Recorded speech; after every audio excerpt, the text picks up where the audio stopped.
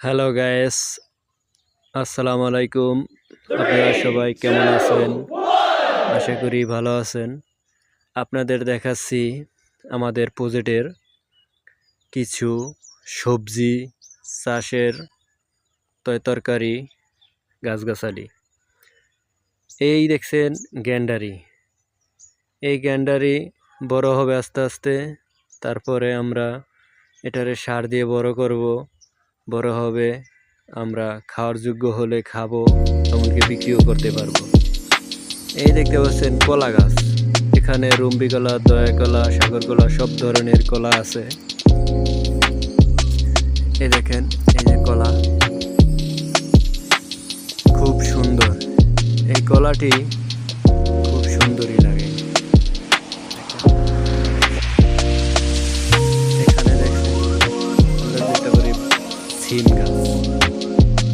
এই সিম গাছ খুব সুন্দর সিম ধরছে, অনেক সিম ধরছে এখান থেকে, খুব সুন্দর।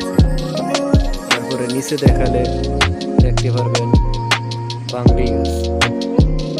এই বাংলি গাছ, এখানে একটা বাংলি হয়েছে, দেখা যাচ্ছে না?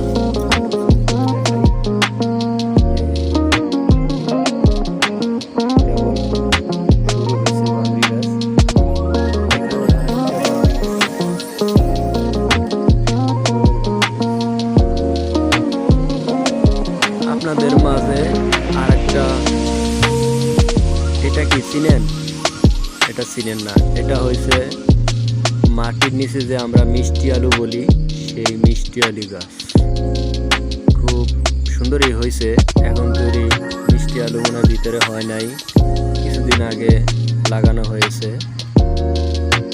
এখানে ফুল হয়েছে, কিছুটা ফুল হয়েছে, দেখা যাচ্ছে ফুল হয়েছে খুব সুন্দরই। কিছুদিন পরেই এখানে বাংরি হবে। তারপরে দেখা যাচ্ছে আমাদের প্রজেক্টের চারমুড়া দিয়ে আছে কলা গাছ আর কলা গাছ। সুন্দর কলা গাছ, সুন্দর কলা গাছ। সারা বাগানে দুই সাইড দিয়ে কলা গাছ লাগানো হয়েছে, সুন্দর কলা গাছ হয়েছে। এরকম জিনিস, তরতাজা জিনিস খেতে পারে কারাই? যারা দেশ গ্রামে থাকে তারাই খেতে পারে। ঢাকা শহরের মানুষ এটি খেতে পারে না। আমার মতন, আমিও ঢাকা থাকি, যখন গ্রামে আসছি অনেকটাই ফিল করতে আসি। ভালো লাগে দেশ গ্রামের আবহাওয়া, এমনকি তরতাজা জিনিস খেতে। এরকম কার কার খেতে খুব ভালো লাগে অবশ্যই কমেন্টে জানাবেন। এটা হচ্ছে পেঁপে গাছ। এখন তৈরি পেঁপে ধরে নেই, ছোট ছোট কলা গাছের চারা আছে। এখানে দেখছেন